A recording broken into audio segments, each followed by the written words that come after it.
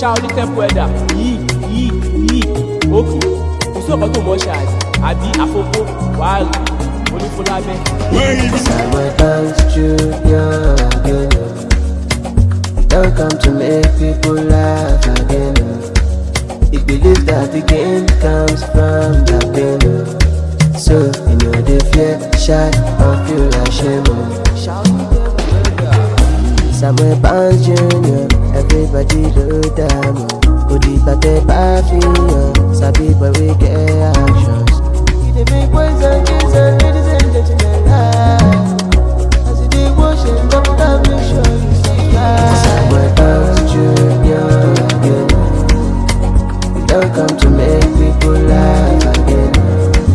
He believes that the gain comes from the pain. So you know they fear, shy, or feel ashamed.